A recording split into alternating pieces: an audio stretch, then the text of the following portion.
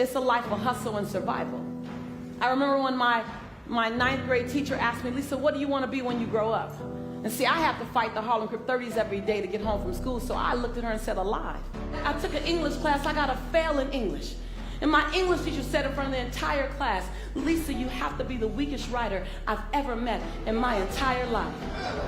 Don't worry, my story ends good. Don't feel sorry for me.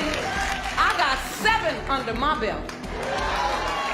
And then the same year, my speech teacher said, after giving me a D-, I knew I had an A in speech. Like, come on.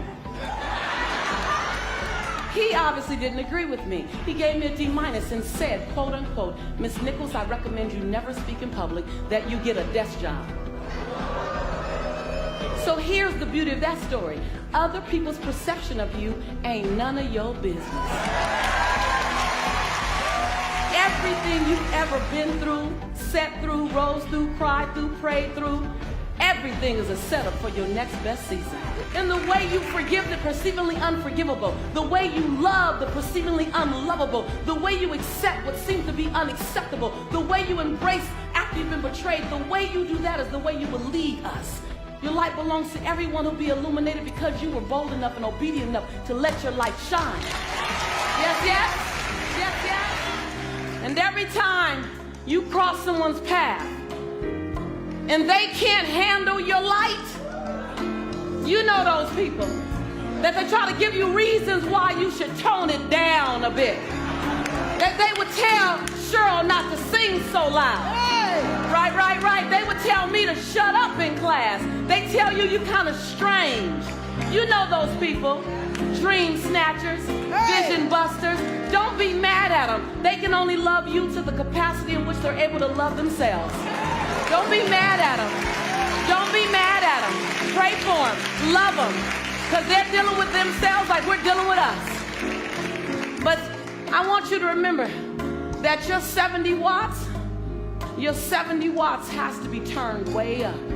Because you got way more to give us. It ain't over yet.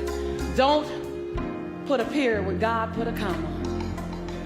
And when you turn it up to 159 watts, you know, you keep turning it up. You stop dimming your light. You say, today is the first day of the rest of my life. You turn it up. You're going to find people that can't handle your light. And before today, you might have dimmed your light. You might have shrunk a little bit. You might have tempered it down a little bit. But after today, I want you to see this. After today, turn the lights up. After today, you don't dare dim your light. As your light gets brighter, you're going to disrupt some people. And they're going to tell you your light's too bright, your light's too bright, your light's too bright, your light's too bright.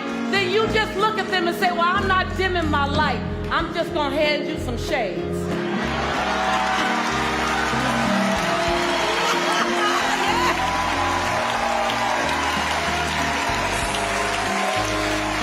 I'm just saying, why don't you start